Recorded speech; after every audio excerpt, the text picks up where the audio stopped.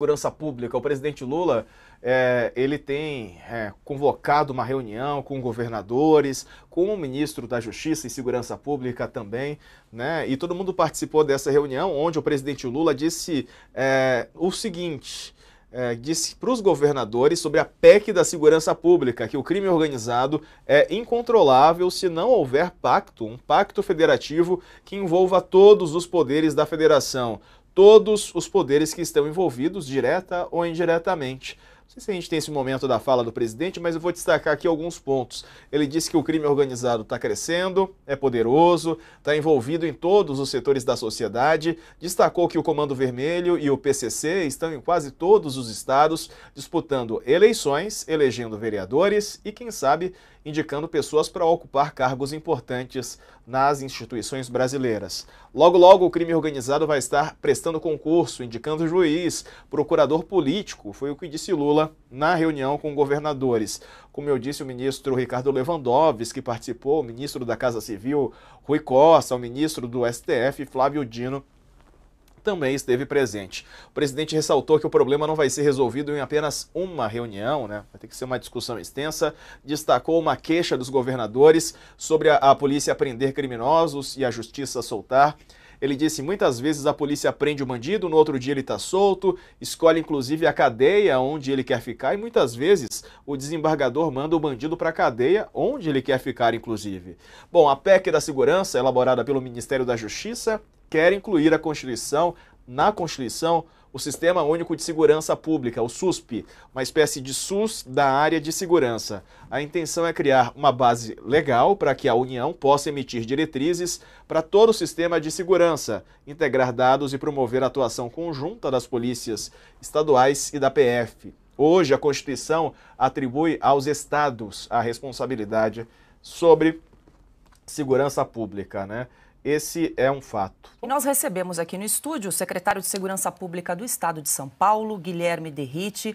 Secretário, muito boa noite, seja bem-vindo, muito oportuna a sua presença aqui no nosso estúdio nesta noite para comentar essa PEC da Segurança. Chegou muito na hora, porque acabamos, inclusive, né, Augusto, durante o intervalo, ao conversar com o secretário, de saber que o senhor estava ontem na reunião com os governadores em Brasília, esta reunião que nós acabamos de reportar no bloco anterior. Então já começo perguntando como é que estava o clima em Brasília com essa reunião em que houve a presença de 13 governadores para discutir essa PEC, com a fala do ministro Ricardo Lewandowski. Queria ouvi-lo. Muito boa noite. Boa noite. Primeiro é um prazer estar aqui com vocês novamente. Gostaria de vir mais vezes, mas quando eu não estou aqui, eu estou conectado, ouvindo sempre como um fiel telespectador aí da Oeste.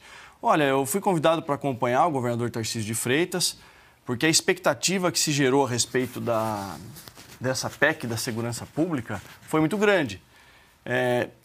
Esse texto nunca foi divulgado, eu acho que já começa por aí. Dentro da formulação da agenda de uma política pública, ainda mais quando se fala em alterar a Constituição Federal, eles elaboraram um texto, o governo federal um texto, e cá entre nós, o governo federal vai mal em muitos aspectos, mas na segurança pública é o tema talvez que eles conheçam menos.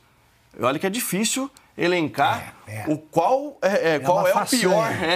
Mas segurança pública eu tenho, assim, tecnicamente falando, convicção, com base em evidência, em números, que eles não conhecem absolutamente nada.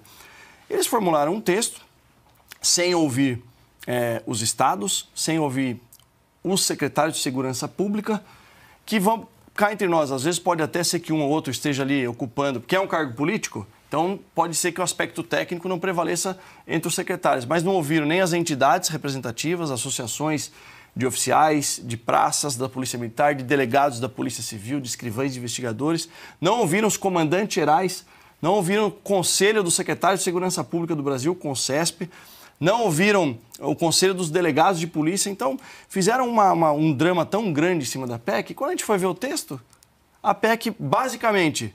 É claro que não é só isso, mas basicamente muda o nome da Polícia Rodoviária Federal para a Polícia Ostensiva Federal. Gera uma série de obrigações para os estados, diretrizes de caráter obrigatórias, isso na minha visão fere o Pacto Federativo e nenhum governador vai aceitar, e o Congresso Nacional tem que se posicionar. Eu já comecei a conversar com os deputados, porque a partir daí eles querem fazer uma doutrinação das polícias. Olha, e vinculando a um repasse do fundo, que é uma obrigação da União. Esse repasse do Fundo Nacional de Segurança Pública é pífio. A União investe quase nada em segurança pública. Se você pegar os piores problemas ou as prioridades de qualquer nação, de qualquer estado, saúde, educação e segurança, você vê o repasse para a saúde é de 76 bilhões para o estado de São Paulo. Desculpa, para os estados. E aí o Fundo Nacional de Segurança Pública é 1 bilhão para dividir entre os 27. Vem 50 milhões por ano de repasse. O governo aqui de São Paulo investe 30 bi por ano na segurança pública. Então, a União, que tem muito mais recursos que deveria investir, não investe nada em segurança pública. Agora, secretário, você disse que eles relacionou quem eles não ouviram e deveriam ouvir. Sim. Quem eles ouviram? Deve ter sido o ministro Lewandowski, que conhece tudo de segurança pública, né? Sim, prendeu. Que comemorou. Perseguiu os 2 fugitivos da cadeia de segurança máxima. Não, e ainda eu já vi falas, ontem ele falou também, e não é uma ofensa que é o ministro que eu respeito até com todo respeito pela idade que tem, mas enfim, mencionou isso como um ponto positivo. Foi a PRF que capturou, mas fugiu de um presídio de segurança máxima, que é de competência deles, enfim. Basicamente, muda o nome da Polícia Rodoviária Federal para Polícia Ostensiva Federal, gera uma série de diretrizes de caráter obrigatório aos estados, invadindo a competência dos governadores. Quando, na verdade, o que o governo federal deveria fazer é uma ação coordenada junto com os estados para combater o crime organizado no Brasil, que ninguém quer pôr o dedo nessa ferida, Augusto. Vocês sabem do que eu estou falando. Nós nunca tivemos a interferência do crime organizado de maneira tão grande quanto nessas eleições municipais. Se a gente não cuidar, o Brasil vira um narco-estado. Eu garanto para vocês que aqui em São Paulo a gente está fazendo a lição de casa. Claro que tem muito que evoluir, é óbvio, porque nós pegamos uma terra arrasada com mais de 30 anos de negligência do grupo político que governou o Estado, mas nós estamos aqui, dentro da nossa estratégia, busca e captura dos principais líderes do PCC que estão nas ruas. Estamos fazendo isso. Realizamos as maiores operações de combate ao crime organizado da história do Estado de São Paulo. Operação Escudo e Operação Verão na Baixada Santista. Desmobilizamos 27 barricadas na Baixada Santista. Se o Estado não tomasse conta, ia virar ali um território paralelo, coisa que a gente não vai deixar acontecer. E eu não vou ficar aqui falando do Estado A, B ou C, óbvio que eu estou falando aqui do Rio de Janeiro, porque eu não tenho legitimidade para falar do Rio de Janeiro, eu não conheço o Rio de Janeiro, eu conheço o Estado de São Paulo. Se a gente não fizesse isso, São Paulo estava caminhando por um caminho muito perigoso.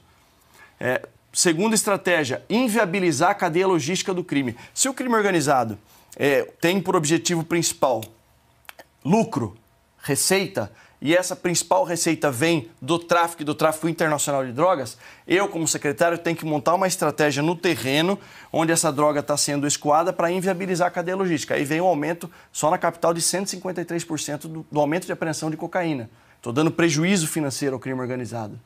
As últimas ocorrências aqui de 2 semanas para cá, 790 quilos de cocaína em Santos, quase 900 quilos de cocaína, 832 quilos de cocaína na região de Ourinhos, que inclusive uma juíza de direito liberou o criminoso na audiência de custódia, que transportava 832 quilos de cocaína.